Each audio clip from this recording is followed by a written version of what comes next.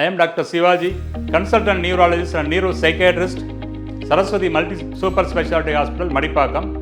இன்றைக்கி நம்ம பார்க்க போகிறது ஸ்ட்ரெஸ் அண்ட் ஆன்சைட்டி டிசார்டர்ஸ். இன்றைக்கி வந்து பார்த்திங்கன்னா இந்த வேகமான உலகத்தில் பல பேர் பல வேலைகளில் நம்ம இன்வால்வ் ஆகியிருக்கோம். முன்ன மாதிரி இல்லை. எங்கே பார்த்தாலும் பரபரப்பான வாழ்க்கை, துரிதமான வாழ்க்கை, வேலைக்கு ஓடுறது காலிலேருந்து பொழுது புலந்ததுக்கப்புறம் பொழுது இறங்கி நள்ளிரவு வரலையும் நிறைய பேர் இன்றைக்கி பல அலுவல்களில் ஈடுபட்டுள்ளார்கள்.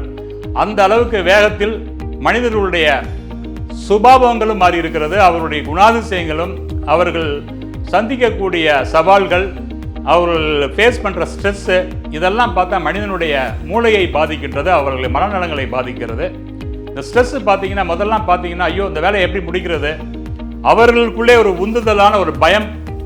ரெண்டாவது அந்த ஆஃபீஸில் உள்ள அவங்க கொடுக்குற ப்ரெஷர், இந்த டீம் லீடர்ஸு, மற்றபடி சுப்பீரியர்ஸு, மேனேஜர்ஸ் அந்த மாதிரி இருக்கவங்களாம் அவங்க இந்த அளவுக்கு எல்லாமே சூப்பர்விஷனில் நிறைய வந்து அவங்க துரிதமாக பண்ணணுங்கிறதுக்காக நிறைய ப்ரெஷர் கொடுக்கும்போது ஒவ்வொரு மனிதனும் அவர்கள் ஒரு மன அழுத்தத்திற்கும் மன பதட்டத்திற்கும் உள்ளாகி அவர்கள் தன்னுடைய இயல்பு சுபாவத்தை மறந்து அவங்க ஒரு பதட்டம், ஒரு படபடப்பு, இதெல்லாம் வந்து இன்னைக்கு வந்து அது மனிதனுடைய ஆரோக்கியத்தையும் மனநலத்தையும் பாதிக்கிறது.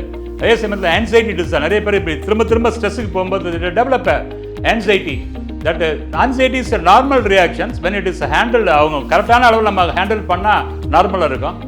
பியாண்ட் அவர் கண்ட்ரோல் போகும்போது that will become disorder, anxiety டிசார்டராக மாறுது. ஆன்சைட்டி டிசார்டர் நிறைய generalised anxiety disorder, specific disorder, இந்த மாதிரி ஒவ்வொரு காரணத்துக்கு தகுந்த மாதிரி ஒரு டிசீஸ் நிறைய கிளாசிஃபிகேஷன் இருக்கு. பட் ஜென்ரலாக பார்த்தீங்கன்னா ஆன்சைட்டி டிசார்டர்னு வரும்போது அவருடைய திறமையும் அவருடைய செயல்பாடுகளும் பாதிக்கப்படுது அவங்களுடைய இந்த வியாதினால.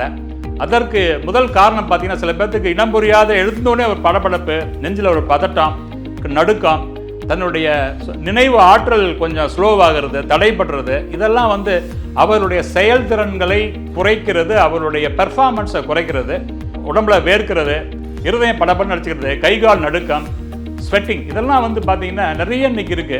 அதே மாதிரி அவருடைய தூக்கத்தை அது வந்து பாதிக்குது. அவங்க அந்த வேலையை முடிச்சுட்டு போய் வீட்டில் தூங்க போகிறப்ப கூட இதே இந்த வேலையினுடைய பலு, மற்ற சுப்பீரியர் கொடுக்குற ப்ரெஷரு, ப்ராஜெக்ட் ஒர்க்கு, இந்த அசைன்மெண்ட் இந்த டயத்துக்குள்ளே பண்ணணும், இப்படிங்கிற எல்லா ப்ரெஷரையும் அவங்க பண்ணும்போது அவங்க அந்த ஆஃபீஸ் வேலையை விட்டு மறந்து வீட்டுக்கு வந்தால் கூட நினைவுகள் மாறுவதில்லை.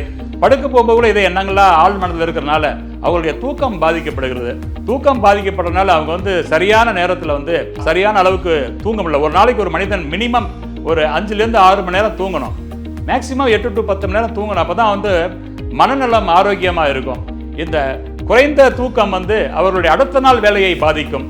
அவர் உடலில் வந்து நிறைய மாற்றங்கள் ஏற்படும். ஏன்னா தூக்கத்தில் தான் நிறைய இந்த ரீஸ்டோரேட்டிவ் ஃபங்க்ஷன் டேக்ஸ் பிளேஸ். நம்ம தூங்கும் போது தான் அத்தனை வேர் அண்ட் டேர் வந்து பகலில் நடக்கிற செல்கள்லாம் நைட்டு தூங்கும்போது ரிப்பேர் பண்ணப்படுகிறது. அந்த ரிப்பேர் பண்ணக்கூடிய ஃபங்க்ஷன்ஸ் நைட்டில் சரியாக இல்லை, தூக்கத்தில் தான் நடக்கிறது. இந்த தூக்கம் சரியாக இல்லைன்னா அவர் விழிப்புணர்வுகளே இருக்கிறார்கள், இந்த வேர் அண்ட் டயர் ரிப்பேர் ஒர்க்லாம் நடக்கிறது இல்லை. அடுத்த நாள் வந்து சோர்வாகவும் மெலிந்தும் அவர்கள் உற்சாகமின்மையும் மனதிலகாத்திரத்தோடையும் ஒரு கூறிய மதிநுட்பத்தோடையும் செயல்பட முடியாமல் கொஞ்சம் கொஞ்சமாக நாளுக்கு இது அதிகமாகி திடீர்னு ஒரு டிசார்டர் லெவலுக்கு வந்துடுறாங்க. Stress disorder, anxiety disorder, sometimes they will go for depression. இதெல்லாம் வந்து இந்த மாதிரியான அவசர எண்ணங்கள், பதட்டம், படபடப்பு, இதெல்லாம் பார்த்து ஒரு மனிதன் வாழ்நாள் காலம் கூட குறைக்கப்படுது அப்படின்னு சில ஆய்வுகள் கூறுகிறது.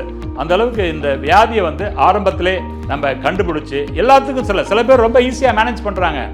எவ்வளோ ஸ்ட்ரெஸ் வரட்டும் they are able to face it, cope up with that. அதுக்கு என்னென்னா கோப்பிங் ஸ்கில் நிறையா இருக்கணும். இந்த கோப்பிங் ஸ்கில்ஸ் இல்லாதவர்கள் தான் வந்து நிறைய பாதிக்கப்பட்டு ஸ்ட்ரெஸ்ஸில் ஆட்கொண்டு ஸ்ட்ரெஸ் ரிலேட்டடான டிசார்டர் வருது, ஆன்சைட்டி டிசார்டர் வருது.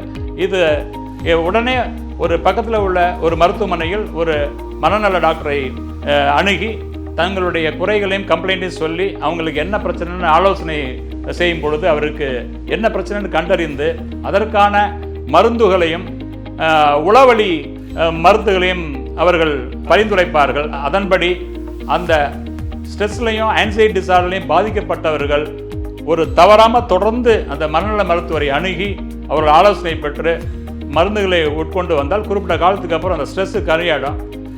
அதுக்காக அந்த ஸ்ட்ரெஸ்ஸு நாட் ஓன்லி மெடிசன் அவர் டிசைட் பண்ணாடும், மனநல டாக்டர் டிசைட் பண்ண இவருக்கு மருந்து தேவையா இல்லை வேறு ஏதாவது சைக்கோ தெரப்பி தேவையா, அதில் வந்து இல்லை வந்து அதர் ஆல்டர்னேட்டிவ் மெடிசன் சிலதெல்லாம் கொடுக்குறாங்க, மெடிடேஷன், யோகா, இதெல்லாம் அது அவருடைய வியாதியின் தன்மைக்கும் அந்த டிசீஸ் லேபிளிங்கை பொறுத்தும் வந்து டெய்லர் மாதிரி டிசைன் பண்ணுவார் சைக்காட்ரிஸ்ட்டு.